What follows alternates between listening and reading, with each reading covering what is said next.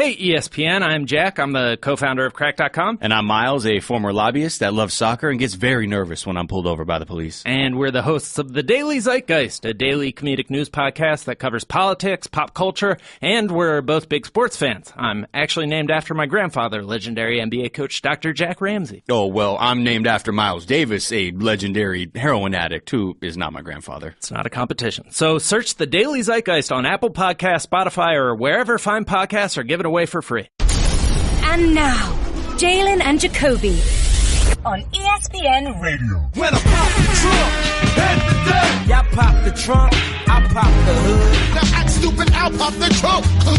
Now give me your boom. He is Jalen Anthony Rose. What up, though? I'm David Jacoby. And on the cool check-in. Together, we are Jalen Jacoby on ESPN2. What do? We get to people what they want. Wednesday night, the Rockets dominated the Hornets for their 11th straight victory. Chris Paul was especially good. He scored 31 points, went 10 for 18 from the floor, and added 11 assists. But it was his defense that was really good. He held Kemba Walker to 13 points on 5 for 15 shooting. The Rockets are now first in the league in offensive efficiency, but also fifth in the league in defensive efficiency. Jalen, is the secret to the Rockets' success actually their defense this year?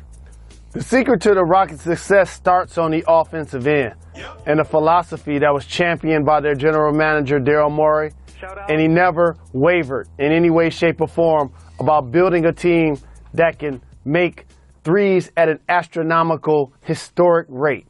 Then you go and hire Mike D'Antoni, who implemented that system in Phoenix, and now it's on steroids in Houston when you have an MVP candidate in James Harden that can get you 30-plus points and lead the league in total buckets, but also lead the league in assists. Not many players are that level special to be able to do that. Then you bring in Chris Paul, future Hall of Famer, 18-9 averages, gets you 2 steals, a bulldog on the defensive end. Now all of a sudden, you're not only getting it done on the offensive end, but you add CP, as I mentioned. Trevor Ariza's still there. Tucker is a really good defender, which is why he's in the league. Capella defends his position really well and finishes down low. Now you have a team that has the ability to win on both ends of the floor. I really think that is the difference this year with the Rockets. It's Tucker, it's Luka Mbamute, who should be back from a shoulder injury soon. And you've got Ariza, who's a good defender. And James Harden has always been sort of like not exactly known as a great lockdown defender. But CP3, watching that game last night, it said to myself, I said, I don't think CP3 is the best defender in the league, but here's my question. Is CP3 the most annoying person to have cover you in the league? No question. Especially for a point guard. Here's why. Because usually a guy that can play defense like him doesn't get you 30 points on the other end of the floor. And also, I vividly remember against the Oklahoma City Thunder late in games, CP3 being switched on to one Kevin Durant and playing him really well late in basketball games because the Clippers never got a small forward while he was on their team, which is probably one of the multiple reasons he decided to leave that squad. So, Jalen, something you always say is, I'm feeling myself. Do it. Feeling myself. Well, Clint Capella, I think, is feeling himself maybe a little too much during this Rockets streak. Here's what he said about their matchup with the Warriors. Quote, he's speaking on the Warriors? We have to keep the advantage on them by leading the Western Conference. It's going to be key for us to have home court advantage in the playoffs. To go over there to Oakland is obviously hard. That advantage is going to be key for us. And then he added, I expect to beat them. Jalen, what do you think about Clint saying he expects to beat the Warriors? Should the Warriors be concerned about the Rockets' success? Well, that's just a competitor and a professional and a peer. I've sat in the locker room many times and said, we're going to thump Mike and Scotty. Shaq and Kobe has no chance. What about Akeem the Dream? I can't wait to get him out on the perimeter and put him in the hezzy. Like, that's just what comes with it. They should be confident. The way they've not only played this year, but people underestimate the fact that Houston's been amongst the top 3 in the Western Conference really the last couple of seasons as James Harden has emerged. Clint Capella has been a part of that resurgence. So I understand where he is coming from.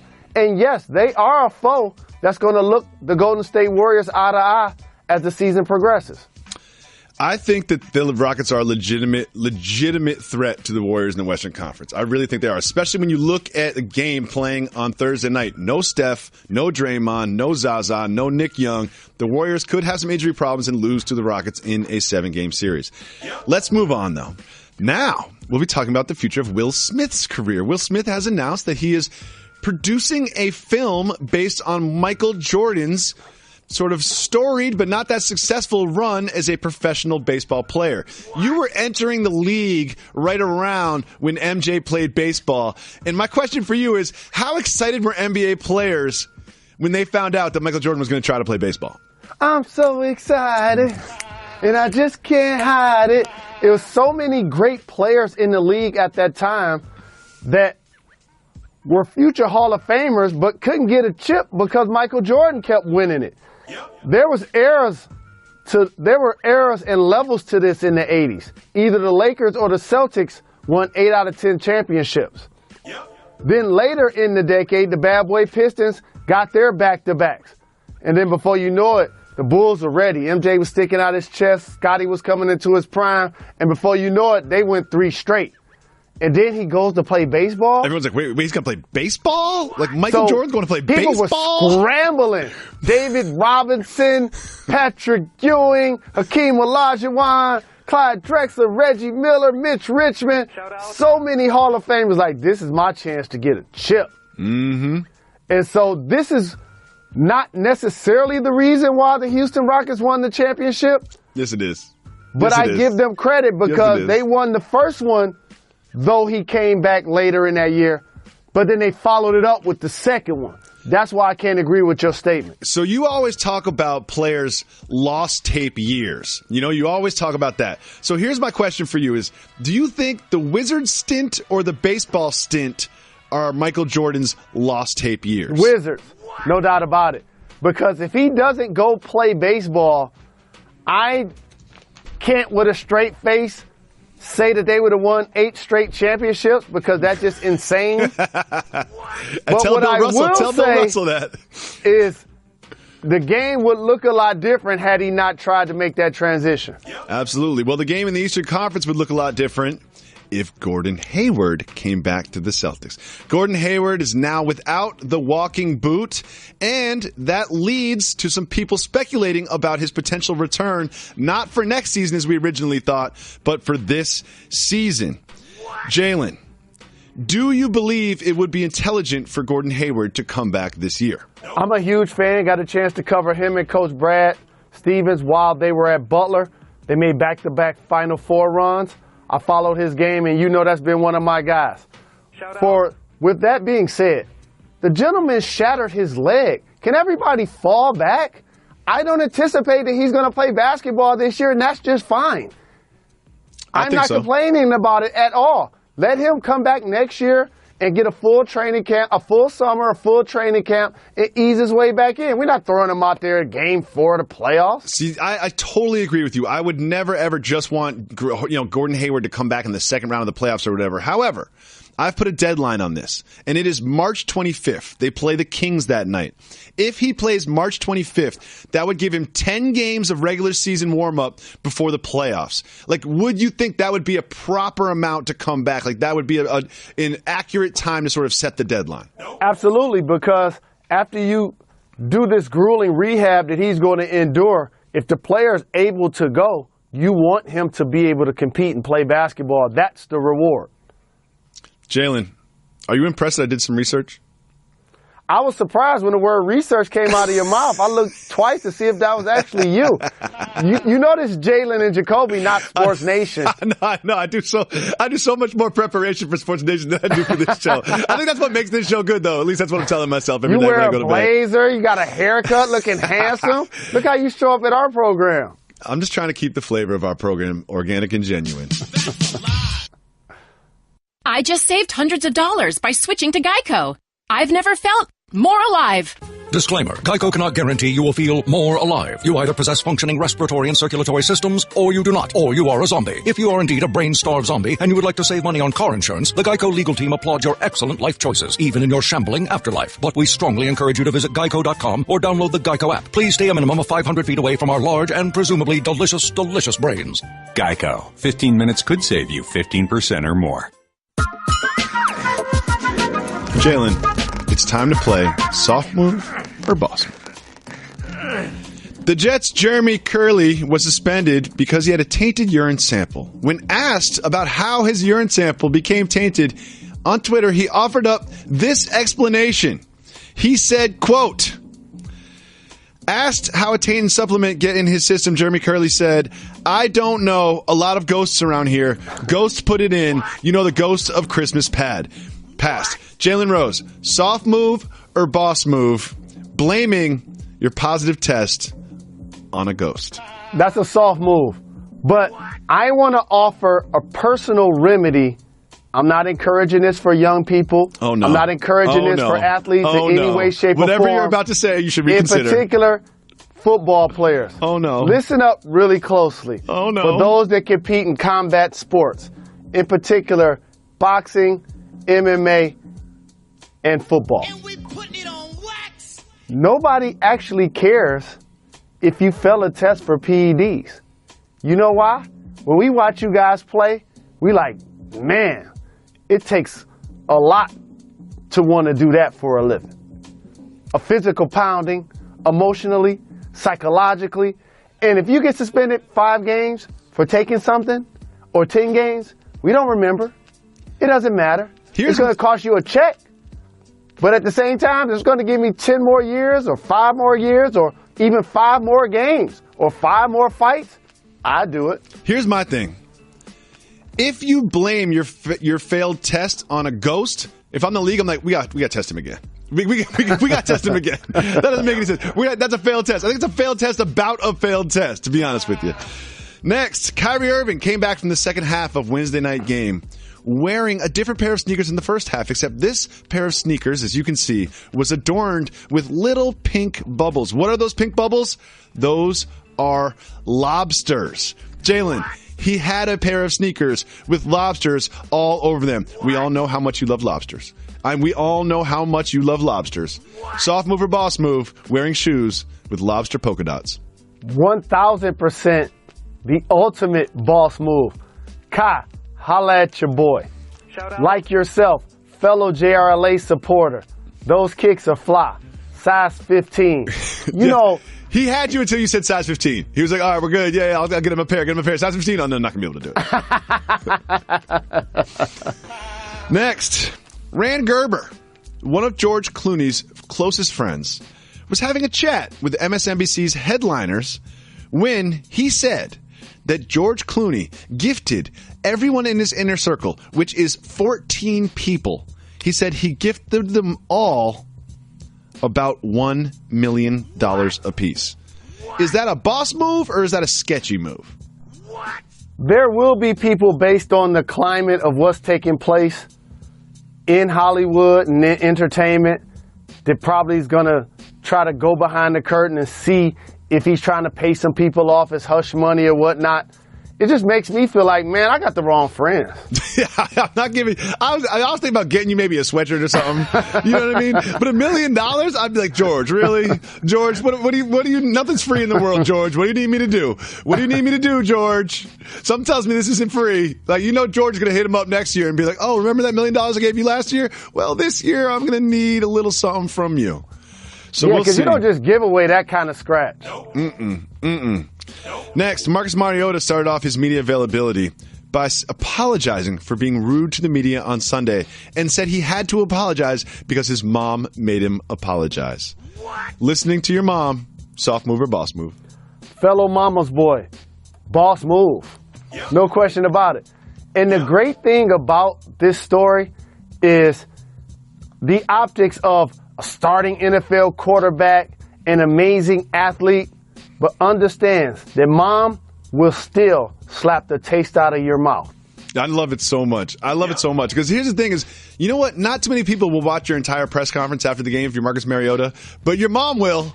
You know, my mom watches this show all the time. And if I say something, I'll get a text or something. Like, moms will watch your stuff. My wife has never seen this show. Maybe once when it first started. But moms will ride or die for you. Shout to all the mama boys out there. Marcus Mariota, that is a boss move for sure. And shout to my mom, Jeannie Rose, yes, who made the name Jalen legendary. Sure did. Shout to Jeannie Rose. Finally, Jalen, this is your Michigan Wolverines. The University of Michigan, at a silent auction, tried to auction off game-worn Jim Harbaugh khakis with the pleats and all, little signature on the pocket, framed with a picture of him right there. The problem is the starting bid was $900, and no one bought them. Soft move or boss move, trying to sell some used pants. It's a boss move to try to do anything for charity. The problem is there's a miscalculation. Once clothes are worn, people usually don't want them. That's basically what this sounds like to me. However, it gave me an idea for JRLA. Maybe I need to frame my draft suit and auction that off. Ooh, that would go for a lot. If you frame the draft suit, we got to put it up in the studio. We got to put it up in the studio if you frame the draft suit. But here's another thing. It's like, if it was a jersey, that kind of looks cool in the man cave or whatever. But, like, I don't want to see a pair of khakis on the wall in the man cave. You know, it's like, I think we might have to retire the term man cave, too. I'm just throwing that out there. That might be another one that we have to retire. But you know what? The pants just don't look good framed. A jersey does, colors, numbers, got a name on it. But I don't want to see someone else's used pants on there with, they're signed pants. Like, it's just a pair of pants from Costco, man. And also, like, not only is it a pair of pants, but it's game worn. Game worn pants. So, I want to talk about Harbaugh, who's your guy, because I really thought the pants thing was corny until they did a feature where they took him shopping. Do you know where he gets the pants? One of your favorite stores. You know where that is? Costco, baby. The idea that both me and Jim Harbaugh, I never thought we had something in common, but this is what we have in common.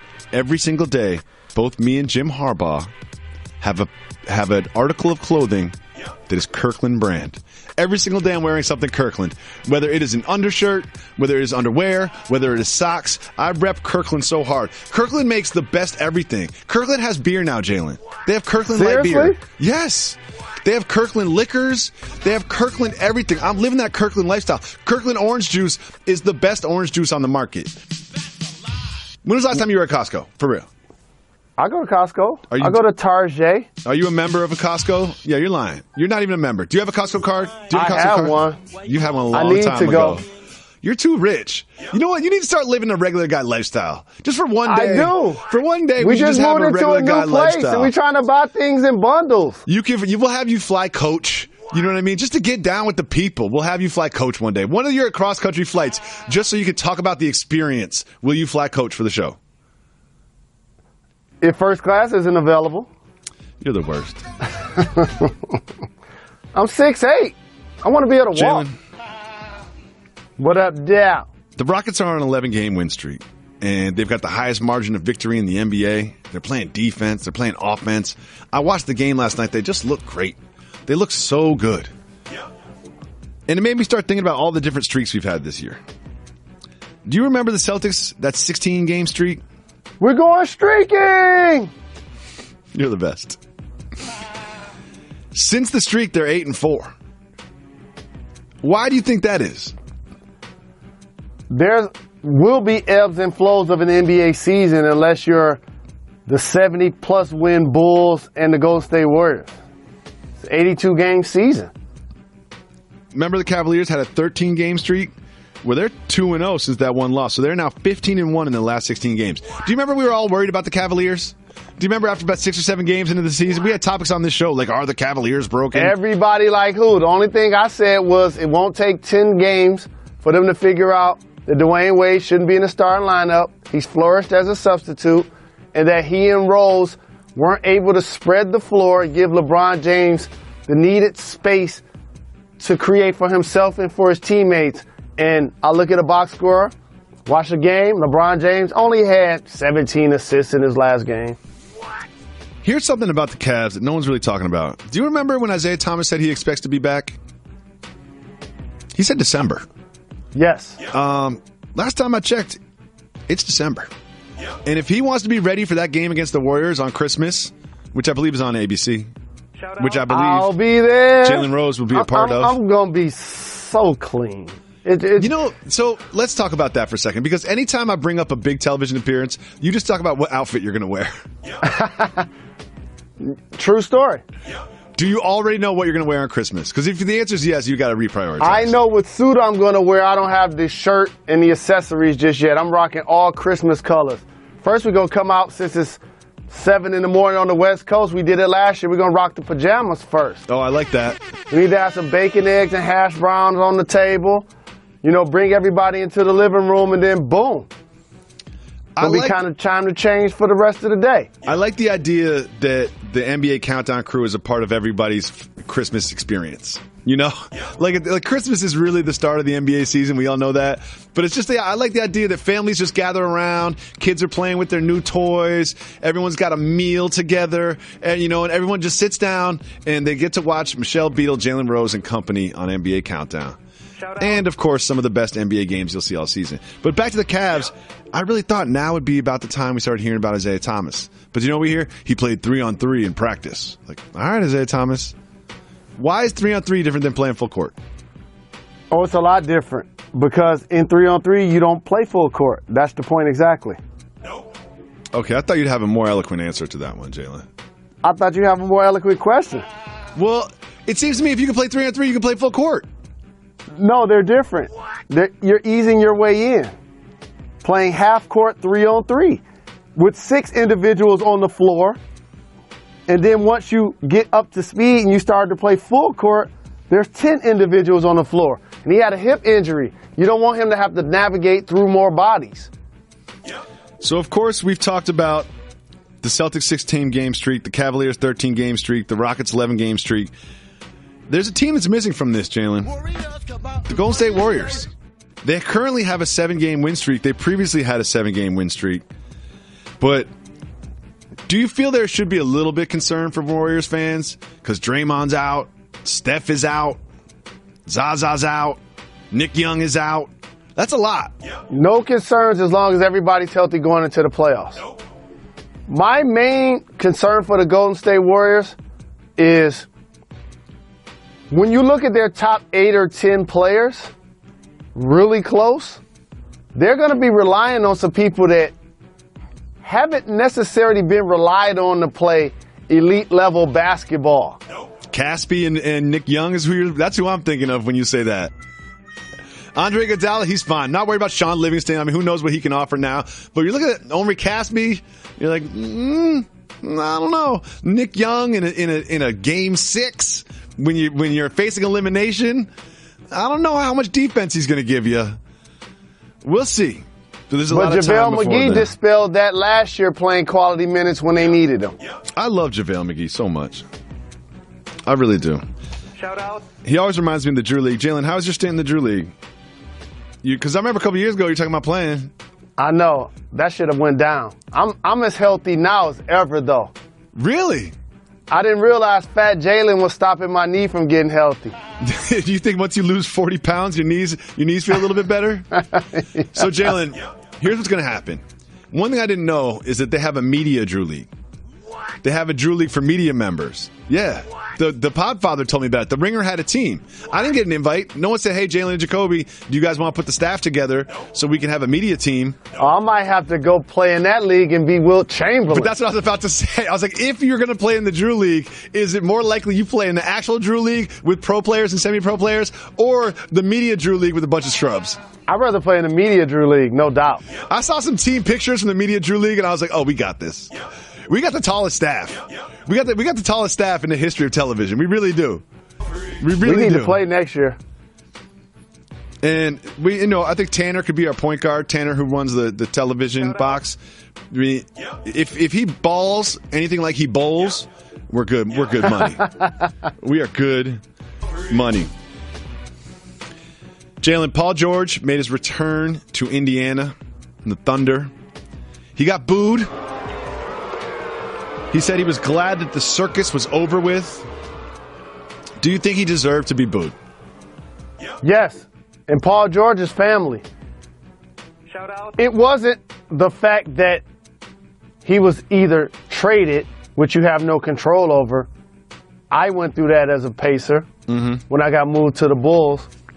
It wasn't the fact that he left as a free agent like KD did with OKC and then subtweeted about why he left.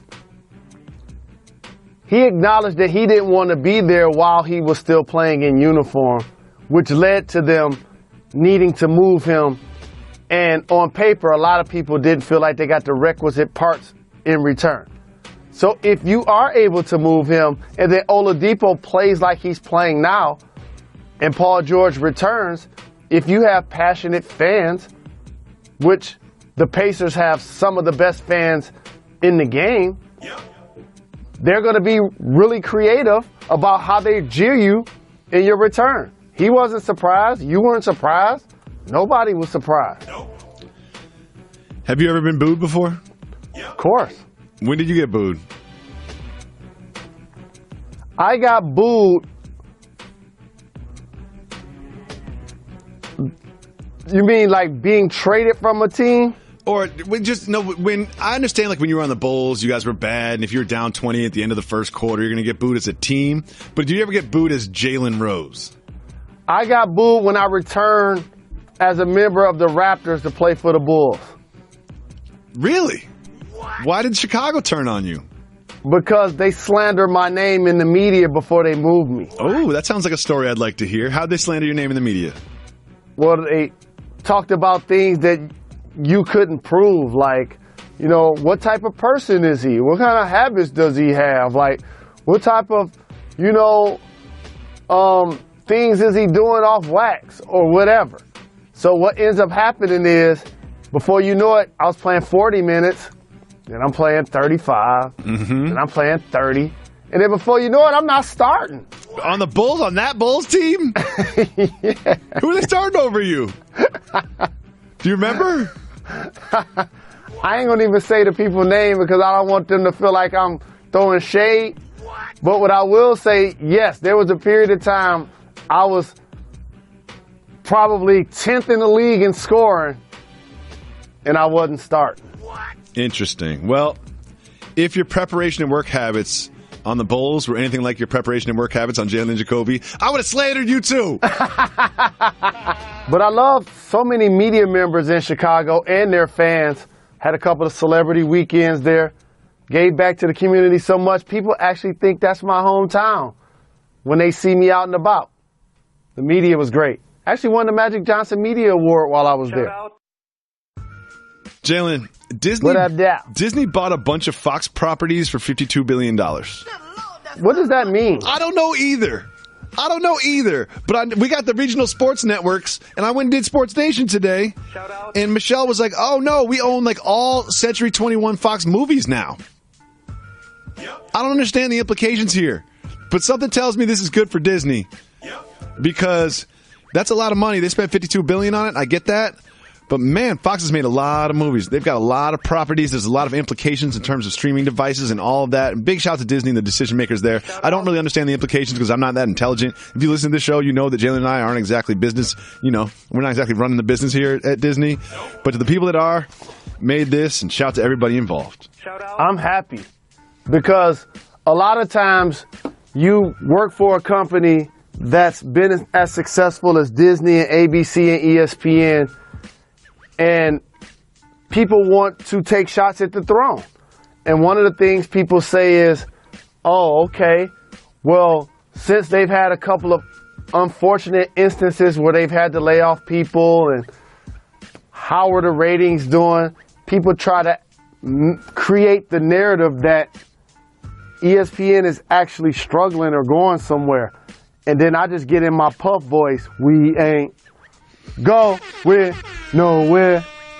We ain't going nowhere. So I feel a sense of pride when I work somewhere and they write a check for $52 billion. Exactly. And like, there is this perception out there, like sometimes my friends will go, is everything okay at ESPN? It's like, yes, everything's okay to ESPN. We just spent $52 billion. We wrote a $52 billion check. So, if we have $52 billion to spend on this, something tells me that we're going to be fine. One of the things I think... My producer said it's a stock deal, not a check deal. Look, I understand. Okay. One of the things that may take place in this deal, and obviously in the future we'll see how this progresses, as the company that exclusively has rights to the NBA Finals, I wonder if this affects local NBA broadcasts that were originally Fox. They're on ESPN now. Those will be ESPN-branded local channels. Which now will be branded ESPN. That's exactly. a terrific get. Exactly. Well, the Yes Network, there's all kinds of implications. All the local baseball games, all the local basketball games, all of those networks. All those networks that I watch all the time. That's where I get my Clippers. So that's more jobs right there. Boom. Exactly. Well, there's another business deal I want to talk to you about. The NBA made a deal to broadcast the G League on Twitch. Jalen, do you know what Twitch is? You're not the demo, so don't worry about it. I actually don't know what Twitch is. Twitch is like this video game streaming service. And there's no joke I can make that's appropriate for it. That's appropriate. Yeah. Don't do it. Don't get fired. But Twitch is like a video game streaming service. So if I'm playing a popular video game, I go on Twitch and you can kind of watch it with me and comment. It's like a second screen experience for a video game.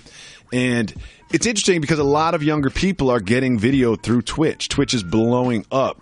And I think this is really interesting for the G League and the NBA because like much things about the G League, it's a test kitchen. It's just it's a place where they test things. The G League does. And I think they're testing this digital streaming out because the NBA is looking at the future of media and saying a lot of people are going to be watching things on their phone. A lot of people are not going to be sitting down and using the remote control and clicking on it and, pushing the guide or looking at their list. A lot of people are watching on-demand content, streaming content, phone content, and this would be an interesting way to see if they actually transition this into actual basketball games. The NBA is so on fire that it's leaving the sport that I love, football, such in the dust, especially on the NFL level. They've dealt with so many issues and had to navigate so many circumstances. And I'm not even just talking about what Colin Kaepernick led that turned into protests during the national anthem, which I commend, applaud, standing ovation, any player that participated in any way, shape, or form. But I'm talking about long-term issues, opioids, concussions, fights. How about what just took place, unfortunately, at NFL Network? Like, these are things that, man, their brand has taken a big-time hit this year. And lastly, in the NBA, you don't see players taking shots at the commissioner or owners coming out talking negative about him. That takes place frequently in the NFL for a guy that's getting $50 million a year. There seems to be a disconnect. It certainly does. As far as I'm concerned. So when we talk about the NBA versus the NFL, which we've done before, it's like it seems clearly that the NBA is the league of the future, but currently they still get dwarfed by ratings by the NFL games. They still get dwarfed with revenue, but I'm telling you, it's like, yeah, you might be losing on the scoreboard right now, but in the future, the NBA is coming because the NBA is more positioned to be the league of the future. You remember when, baseball was America's pastime? It's not anymore. It's not America's pastime anymore. And I can see the same thing coming with the National Football League. I'm going to give everyone something to acknowledge the designation of how the NBA is such the future over the NFL that no one ever discusses. You talk about the digital rights. Think about this. When I'm looking at my telephone at night, I can watch NBA basketball. When I'm looking at my telephone on Sunday night or Monday night, I can't watch NFL football. Well, the ESPN app, you can watch NFL football on Monday night. That's one. Number two, how about this? Name me the best international NFL player currently in the game. Trying to think. I know I'm missing something big here. I can't. My point exactly. NBA is a global sport not only for the fans, but for the participants. You could go to the older players like Dirk and Tim Duncan, but then you can go to the younger players like Greek freaking Porzingis. Mm-hmm. Same can't be said for the NFL. Jalen, the next topic is something that I know is very close to your heart and a big part of your life. It's wine. Yes. They did a study, and they have found in the last 300 years, wine glasses are now 5 times the size that they used to be. Here's what I own when I'm at home. And you can at Molly right now and ask her. I used to be the guy at home with the wine glass, stemless that is, most of the time. I like stemless too. Stemless doesn't make no sense. Shout out. Pouring myself 33% of the glass. Thank you. Thank you. I wanted to talk to you about that. That's exactly what I was going to talk about, Jalen Rose. Why am I doing that? What is this, just for optics? I'll never take a glass of orange juice and just fill it like 1/3 of the way and be like, nah, I'm good. It looks better and I need the orange juice to breathe. I take a wine glass and I put as much wine in there as I want to drink. I take a wine glass and do the exact same thing. Thank you. That's exactly where I was going to go with this conversation. And that's why these wine glasses got 5 times as big. What is this, just for optics that I pour it halfway? And don't talk to me about, the wine needs to breathe. Because you know what? The wine I'm drinking isn't that important. And don't talk to me about any ethics. Okay? Yeah. I understand when you go to a restaurant or when you out and about, they want to give you 1/3 of a glass so you can have to buy 3 to actually get 1. I get that. But other than that, I'm at the crib. I'm filling up the glass. I'm filling up the glass too, Jalen. I'm glad you brought this up because my wife said something to me about it too. And it's just like, here's the thing, Joey. I don't want to fill it up halfway, drink it, and get up off the couch and fill it up halfway again. And it's the oxygen, exposure to oxygen unlocks the flavor in the wine. She's intelligent. Yeah, we're not that smart. Yeah, it's exposure to oxygen. I went to a restaurant once in New York City, and I was by myself. And they really have good, like, flatbread pizza. It was great. I ordered one of those. And I ordered myself a bottle of wine. You know, I probably wasn't going to drink the whole thing, but I didn't want to keep getting glass after glass. Don't judge me. And never. The lady goes, and she started, I was like, hey, can you pour me? And she goes, no, just wait for it to breathe. And I was like, no, I'm not going to wait here 5 minutes and just stare at my wine. It doesn't need to breathe. The first glass won't breathe. The other glasses can breathe, okay? And also, for those that talk about the wine breathing, guess why the wine can't breathe? The only time it gets a chance to even consider breathing is while I'm holding it in my hand. Other than that, I'm drinking it. We got some of our familiar faces here. Some of our associate producers. Always appreciate the people that give us content, that write us questions on the daily. Like my man, the greatest mail carrier in the history of not just the country, but the species. The homie! My man Big Crown has a question. This is for Reggie, because Reggie really cares about these conversations. Is Zach Randolph a Hall of Famer? No. That's no. Yeah, that's no. He's an All Dark Alley Hall of Fame.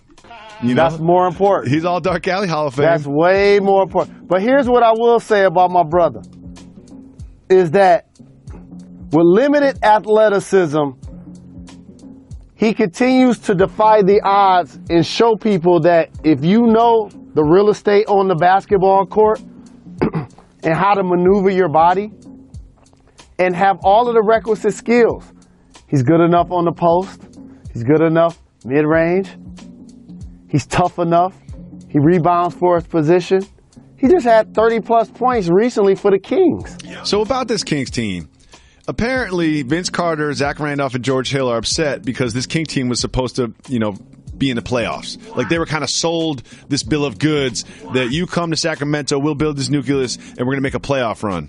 My question for you is, Jalen, do you think they really believe that? No. George Hill, holla at your boy. I got the message that you want to get some advice about building a school in Naptown. With that being said, I don't think they looked at the Western Conference standings. Exactly. I just think it's one of those things where in every preseason, every team is like, maybe we can make a playoff run. Before the first game of the regular season, every team is like, maybe we'll make a playoff run. You look at every roster is full of professional players. You look at any starting 5 in the NBA, you're like, I could see this. I can see this coming together. And also, as a player, you got to look at it like this. You guys are the 3 players that we giving the bread to. Yep. So therefore, if we're going to make the playoffs, it's going to be because you guys are balling out of control. They're not asking Willie Cauley-Stein and De'Aaron Fox to take them to the playoffs. They're asking Zebo and Vince and George Hill to take them to the playoffs. So if we're not in the playoffs, you should look in the mirror first before you start pointing the finger at me if you're the front office. Keep getting them checks, though. Shout out to Vincent Lamar Carter. Oh no. Jalen, oh no. D. Scott has a good question that I don't think we discussed on Wax. How's Jalen's fantasy team doing? I got bounced. Talk about it. Tell the people. Get on the couch. First playoff game. I lost 6 of my last 7 games. Wow. Oh, that's tough. Hey, man, it's tough around the house, man. You got to understand, I got a co-manager. I got a co-owner. You know what I'm saying? And she constantly is looking over my shoulder about these decisions that I ultimately make. Well, you got some answering to do. And number one is, I told you shouldn't have put the money in. We could have used that money for so many other things. Oh, you can't. No, putting the money in, that's a prerequisite for any fantasy league. That's one. But number two, here's what truly happened to the squad. I can't blame this guy because he's having a terrific rookie year. But when Leonard Fournette had his 3 or 4 weeks where once he got injured, then he got suspended by the team, then he came back a couple of weeks and he struggled to kind of get his rhythm back going, that happened at a bad time for me. It truly did. I lost Deshaun Watson. That hurt. Because Deshaun Watson, did you pick him up in the draft or did you pick him up like No, I picked him up at the beginning of the year. Yeah, see that if he was still in the league, that can carry you to a championship. No doubt, just having him. Oh, I love Deshaun Watson so much. He was my favorite player in the league for those 4 weeks or whatever he was playing. I mean, I was watching Texans games like that was my hometown team. And it's hard to win a championship when you lose your first pick, which Odell Beckham was. I love this next question. It's from Gary. Soft move or boss move? Pretending you can fix the car of a girl you like, but actually getting your friend the mechanic to do it. That's a soft move. That's a boss move. So I'm a New Yorker, right? I don't know about cars. I represent the Bronx. But I am a New Yorker. I don't know about cars. I can't fix engines. I don't know what a radiator does. I don't know what the belt does. I don't know where you put the coolant in. I can't change oil. I can change a tire if I'm in the desert, but I'd much rather just call AAA and have them change it for me. My neighbor was downstairs at the garage. He lives in the back house, and he had a full mechanic jumpsuit on. He was underneath the car with ratchets, had putting big metal plates on the car. And I looked at him, and I was like, that's a man right there. I will never be a man like that. Could you fix a car if you had to? Could you change your oil right now if you had to? No, and I don't want to. I could change a tire. That's what I said. I could change a tire. It's not that hard. You jack it up, unscrew, put the wheel on, Here's what I can do. You don't think I could change a tire, Reggie? No. Come on, Reg. Wow. The hardest. Wow, that's. Reggie just said it's not that easy to do it. Here's the thing: the hardest part is jacking it up. But now they put a little big X that says "put the jack here." Like before, you had to figure out where to put the jack. That was hard. But if you have a new car, there's a big thing that says "put the jack right here." I could change a tire. I remember the old school jacks where you really had to lift up the whip. But with that being said, here's what I can do to a vehicle. I can give it oil. I can give it coolant. I could give it wiper fluid. Okay. I can get it washed. Can I pitch a segment for the show that we'll never do?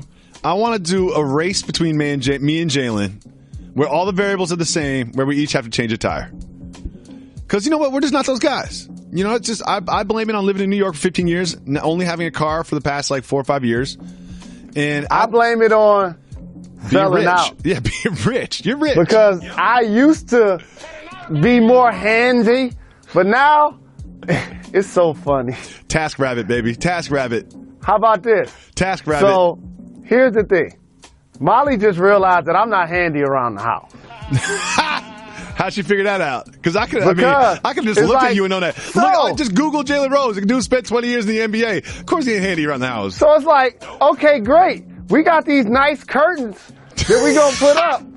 So I'm looking like, So who you think gonna put the rod up there? You know? Yeah. So my wife goes to me like our toilet wasn't working. You had to like open the top of the toilet and push down the floater to get it to refill up with water. It was really annoying.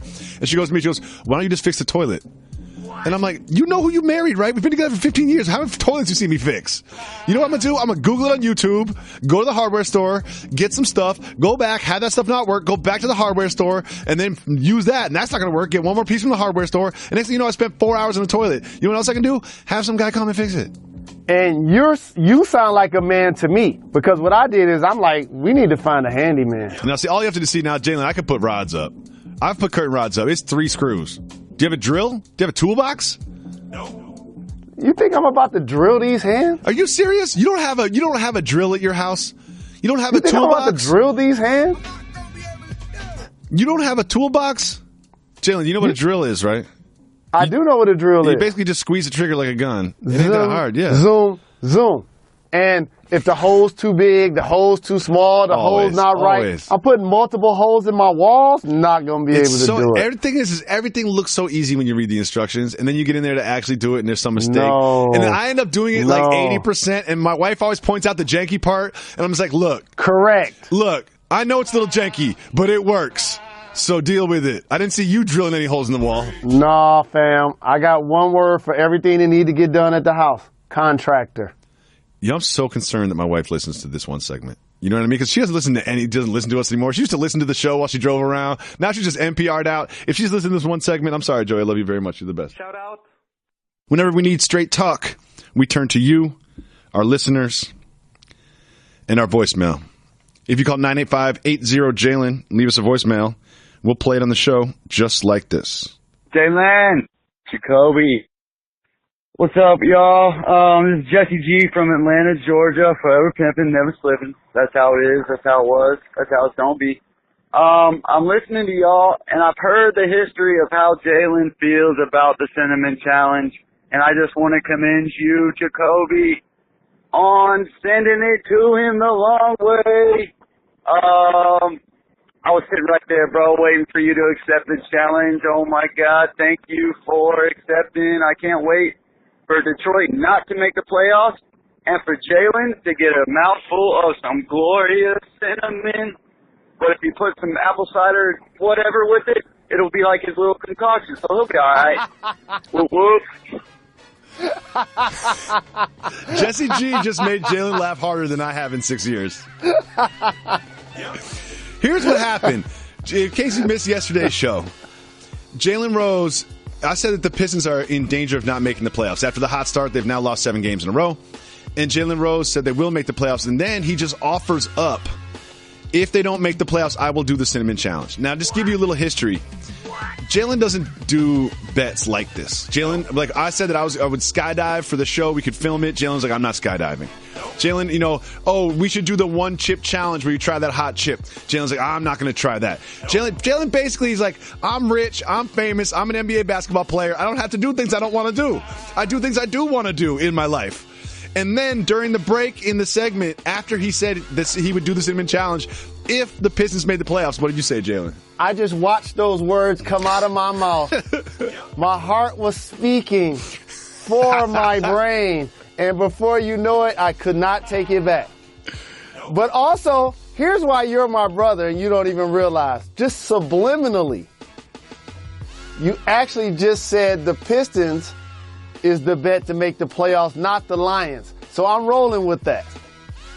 That was the bet, Jalen. It wasn't the Lions. Yep. You forgot the bet, didn't you? Admit it. Be honest, be real. Then. Be honest, be real. Be honest, be real. You thought it was the Lions when you woke up this morning. I did. Do you know what it is? It's the Pistons. I thought about it, too. The Lions ain't making the playoffs. I looked at their schedule and everything. It ain't happening. The Lions is over. The Pistons, however, I don't know. Didn't you once say that the Lions were going to win the conference? What? I don't know if that's going to happen, Jay. Tell me if anybody saw what happened in Minnesota taking place. Well, Jalen, that doesn't mean you didn't say it. I did say it. You did say it. I didn't think Minnesota would be as good replacing Teddy Bridgewater and Sam Bradford. Listen. Case Keenum came out of nowhere and been balling. You guys will end up third in the conference, but thank the Detroit fans will thank the Bears and Mitchell Trubisky for not making them the worst team in the conference. Pistons definitely making the playoffs. I'm good. Don't forget, leave us voicemails by calling 985-80-JALEN. If they're good and Reggie likes them, he'll pick them and play them on the show, just like this. Fellas, what up, though? Man, I'm riding on the way to work, listening to last night's episode. I'm on the East Coast, but check it out. I'm a writer. I'm an editor, and I was just interested because I know you guys do production and things like that. What hip hop stories do y'all feel like need to be told that haven't been told? Jalen, I saw EPMD on Drink Champs. They told a crazy story. And I've been listening to y'all podcast 5+ years, and I've never heard I heard you refer to it, but I've never heard you actually tell the story. I'm sure you know what I'm talking about. But just out of curiosity, and Jacoby, I would like your input as well. What kind of hip hop stories do y'all feel like are interesting that haven't been told? And also, I do want to say, Jalen, you a cool dude, but that intro is lame. It's actually lame because you think it's so cold. I mean, Beastie Boys, they legends, but what's so fly about using the sample of them saying that live on stage, putting it on wax? Like, that's not fly, bruh. But, because you cool, and because, you know what I'm saying, you don't take yourself too serious, you know what I mean? It's alright, I guess. But anyway, that's what it is, man. I hope y'all continue to do what you do. 100. Oh, see, there's a lot I love about this. There's a lot I love about this. He's like, I know you guys work in production. I'm a writer. Let's build together. Let's collaborate. Let's meet eye to eye. I listen to you guys all the time. You know, you guys are dope. And then at the end, he's like, oh, by the way, your intro's whack, and Jalen, you're corny. You know, it's like, was the point of the call to find out what hip-hop stories we like, or was the point of the call to diss the intro? And then not only that, he dissed the intro, and he dissed the fact about how much you love it. Yep. So which one do you want to address, the intro, or do you want to address the hip-hop stories that haven't been told? I think the ultimate hip-hop stories... Oh, I got one. ...that have not been told that intrigue me would probably be a story that refers to the origin of everything that took place at Bad Boy Records. Oh, that's good. That's good, because there's a lot of branches there. There's a lot of different personalities and a lot of different branches. It's not just the story of Puffy. There's so many different artists involved. See, I was thinking Wu-Tang along the same lines. Is the Wu-Tang documentary or the Wu-Tang scripted movie is basically like the Avengers. You've got different superheroes with different skills coming together, you know, to take over hip-hop. But Bad Boy's interesting, too. Well, the fascinating thing is I got love for Puff. Number in the phone right now. Want to go visit his school in Harlem. Big shout to Dr. Steve Perry, one of my mentors in education, who's helping him with that project. What did you save Puff's name as in your phone? Diddy. Oh, okay. Could have gone a lot of different ways there. Yeah, that's smart. But if you look at the paper and you say, man, let's check out Bad Boy's roster, Frenchie's still on there going strong, and Diddy's number one on the Forbes list without even dropping an album. Oh, yeah. And another thing is, I want to address the intro, is, you know what we don't do? We don't have meetings and talk about the intro and decide what Jalen's going to say and what I'm going to say. The very first time we did this program, back when I had to push record in the control room and then come in and do the show myself, Jalen just started singing and give the people what they want in the very first show. If I'm not mistaken. That could be urban legend, but I'm pretty sure that's what happened. And facts on facts on facts. Jalen didn't say, guess what? I'm going to sing this when we start, you know, and when you say this and then I say that. Now that's corny. Yeah, I'm just looking across the table from some dude that started singing, and you know what? We've done it every single show since then. So I thought about it, and we spoke about I thought about changing the intro. I thought about it. I did. So a couple of things to unpack. He's not referring to the Pop the Trunk version of the intro. No. Unless I'm mistaken, because that's cold. That's fresh. That's dope. He's referring to you saying on the cool check-in. When I say what up, doe, that's a homage that represents my hometown of Detroit. Just like if you from the Bay, they say hella. Just like if you from NY, they were saying B. The list goes on and on. There are certain terms that are relative to where somebody represents as their hometown. I say, and on the cool check-in to represent my brother, David Jacoby, who represents the East Coast and loves the Beastie Boys even more than I do. I love the Beastie Boys. And putting the Beastie Boys and my brother together in my mind just takes me back to Raising Hell Tour, Joe Louis Arena, when they came out on stage and I didn't even know who they were. And when they said, and on the cool check-in, center stage on the mic, I just looked left and looked right.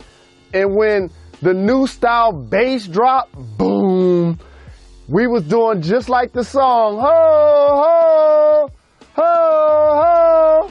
I will say this is, first of all, we appreciate all of our listeners, especially people that take the time to call and leave us voicemails. Like, I'm not especially this guy who's been listening to us for he's been listening to 5.5 years. So he is a part of the family. You can call and get on me. It's all love. If you don't think the intro's fly, then that's fine. But as we just described, it means something to us. So until an executive tells us to change it, that's going to be the intro. But once an executive calls and says change the intro, we'll change the intro. Thank you so much for the call. Let's listen to one more voicemail. Hey, Jalen and Jacoby. This is Jeff from Wisconsin. What up, dope? I'm sitting here with my dog, Rufus, and your last podcast really brought out two things I wanted to call about. One was, when you guys were talking about Lonzo wearing that shirt with Nas, in that description, when you guys started talking about Lonzo doing rapping, it sounded like someone relieved themselves. I caught that. Rather interesting. Neither of you acknowledged that on the air, but someone relieved themselves. Listen to that message again. It was dope. On top of that, a soft move or boss move. You guys started talking about wearing long underwear and wearing swim shorts if you don't have any drawers underneath to be able to wear. A question for you, soft move or boss move. Should I listen to my wife's demand that I don't go out commando anymore? Keep giving the people what they want. Keep collecting those checks. Dope. Wow. Jeff in Wisconsin. First off, nobody relieved themselves. Yeah. That didn't happen. No. But that might have just been some sort of just audio mix thing. But second, first of all, Rufus is a great name for a dog. Shout to Rufus. And Shaka Khan. Shout out. What? You never heard of Rufus and Shaka Khan? No, man. No. Oh, my goodness. Shaka Khan will be the artist featured on our program Friday. We're not waiting till Wednesday. Please continue. I've heard of Shaka Khan. I just don't know the association with Rufus. It's not cultural. And next, you should listen to your wife. You know? First of all, she cares enough to, you know, I mean, she cares enough. So just listen to her, because you know what? You're married. There's only one person that sees your draws. It's not you. You know, so if that one person has a problem with the way that your draws are going, then you should change it, because no one else on the planet is going to see your draws. But, and also, again, not to get too personal, but I'm not going commando. I'm good. Yeah, I'll go commando when it's necessary. When it's necessary. I'm good. You know what I don't do? I don't clean my pants that much, so I'm not going commando. You can rock them a few times, but that's not your underwear. That's different. Let's listen to another voicemail. Jalen and Jacoby, what up, though? Shout out to Reg. Keep getting them check, homie. This is Ben Rock from Louisville, Kentucky. Now, it's been about 30, 45 degrees for the last month or so out here. No snow, you know, a little bit of wind, but I wear shorts to work. I have long socks, you know, that meet the shorts, so you can't see any skin, every day to work. But my coworkers think I'm crazy. You know, but the only time I'm outside is, you know, walking to the car for lunch or when I get off. So I need to know, am I crazy or are they just tripping? You're not crazy, you're just cultural. I need answers. I'm a person. You give the people what they want, right? Out. Thank you for the call. Appreciate the love. Shout out. I'll let my brother Jacoby chime in on that. But for me, you're not crazy. You're just cultural. There is a certain type of white dude that will wear shorts in any weather. I see them in this industry, like the gaffers, you know, or the cameramen at Monday Night Football. You'll see them at the Packers game holding the big heavy camera over their shoulder with the winter coat and the hoodie underneath the winter coat and some shorts on. And here's one thing I want to say about winter dressing. I've never understood this part, because you don't wear shorts when you live in New York. In New York City, on the hottest day of the year, I will wear jeans, some drawers, and some socks. In New York City on the coldest day of the year, the bottom half of my body will be covered with jeans and some drawers and some socks. For some reason, we really only adjust our upper torso to the seasons. I don't understand why that is. I don't get it. Fair point. But also, you don't wear long johns. No, I do. I did. There's certain days where you have to wear long johns, but I only own like one pair for those special days. And that statement isn't true because you don't always wear like white gym shoes in the winter. You probably wear some boots. Sure, but I mean, sure, you can poke holes in it, but you said from the waist down, you dressing the same. If you wear long johns and boots, that ain't the same. I wear sneakers. I only wear boots when it's actually snowing or there's a lot of slushy snow on the ground.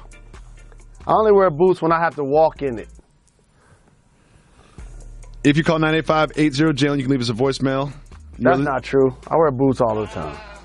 Hi, Jalen and Jacoby. This is Shiva from the Bay Area. I think we should just stop mentioning Lonzo Ball's name in the same sentence as Nas. He's obviously just trying to use Nas' fame for his game. And honestly, not only is Nas one of the best rappers of all time, in my opinion, the best, but he brings a social consciousness to his music. I mean, listen to Rule. Listen to What Goes Around. You'll learn so much about, like, war and, safe sex and everything, just about everything. He's got such a great social consciousness. Just listening to him will open your mind to a lot of stuff. So he just needs to stop going after Nas. That's ridiculous. But we talk a lot about male rappers, and I was wondering, who are your favorite female rappers? I'm a kid who grew up in the 90s, so of course my favorite female rapper is Foxy Brown. Who are your favorite rappers? Thanks. Bye. Great question. Let's address the second one first. My favorite female rapper of all time is Lauryn Hill. Yep. And second, I'm going to go with MC Lyte. Yep. Rolling. And since you mentioned those, I'll take a couple of more of my favorites. Lil' Kim, Remy Ma, Salt and Pepper. Currently, Young M.A. I love Young M.A. Young M.A. Love Young M.A. Representing the crib. But she does have a good point about this Lonzo Nas thing. Queen Latifah. Because Lonzo is getting shine based on Nas's name at this point. That's why Nas ignoring him. Well, Nas kind of didn't ignore him when he played against the Knicks. After the Knicks won the game, he Instagrammed a Knick logo. He's still ignoring him. He is a little bit. But it's I always believe in don't beef down, So I guess Lonzo's like, if I'm going to start anything with any rapper, let me just go with the best of all time. But man, you don't want Nas to record 2 bars about you. No. You don't want Nas to even think about your name in the studio. You don't even want him to write your name on a piece of paper. He will. I predict that in the upcoming months, we'll get one line. We'll get one line about Lonzo. We won't get a song. We won't get a verse. He don't deserve a line. There'll be a ball pun. You'll see. There'll be something like a sneak diss involving the word ball and a pun, and you will hear that before Valentine's Day from Nasir Jones. Putting it on wax. Let's listen to another voicemail. Hey, guys. What's happening? Name's James. Just moved to Florida a couple months ago. I want to give a shout-out to everybody. For all of y'all, even the janitors, everybody gets love today. For all of y'all teaming together and giving the people what we want all day and every day. I drive an hour to work, so I listen to your podcast quite a bit, and I just got done listening to, the Woman Crush Wednesday voicemails and episodes, and y'all were talking about Uber right at the end, and I want to know a soft move or boss move. If an Uber driver notices it's one of y'all getting into the Uber, and I know y'all have this don't talk etiquette thing, but what if they start playing your podcast while you're in the car? Because from your perspective, it's probably a soft move because you're like, man, I don't want to hear this. You spend all day getting the show together and everything. But from the driver's perspective, he's like, oh, man, I'm going to show them that I'm a big fan. I'm playing their podcast for them. This is a boss move. So boss. Because Jalen and Jacoby, they may not rhyme, but they dropping bars. So anyway, I just want to get y'all's opinion on that, how y'all feel versus how us, the fans, will probably be like, this is the most boss move I could do for these guys to show love. Anyway, keep getting them checks, keep giving the people what they want. One love. Peace. I've had an Uber driver show me that he listens to the pod. But I think it would be a little weird if he just started playing it without recognizing that he knows who I am. You know, obviously, I'm not as recognizable as my co-host, Mr. Rose. But one thing I just want to correct about it, James, first of all, shout to you. Shout to your new move. And just commuting an hour to work is a boss move in its own right. And listening to Jalen Jacoby, we appreciate it. I'm glad that you choose to spend time with us every day. But when you say working and preparing the show all day, that's only one half of the Jalen and Jacoby duo. Preach. You know, like Jalen doesn't spend too much time worrying about Jalen and Jacoby during the day. I'll tell you what I do. I'll come in 60 seconds before we go on air. That's my preparation. But, Jalen, I know you've had Uber drivers recognize you. What do they say? A couple of times, what people will do is actually show me that they're real fans of the program. So they'll show me on their phone, because a lot of times you had a navigation and the phone's already up. They just show you like, yo, I ain't fronting, like I really support. And that's not creepy. That's not it's love. Something that we get tired of. That's love. This is why we take the time and energy to do this program. For those that don't know the origin of this program, this wasn't in our contracts for the first 4 years we were doing. No, this is volunteer work. This was volunteer work. We were doing it for the love. We were doing it for the love. And we appreciate all of our listeners, especially people like James that listen every day to the podcast. You can subscribe to the podcast on iTunes. If you already subscribed, tell your friends to subscribe. Thank you so much for making us part of your day. Jalen Jacoby on ESPN Radio.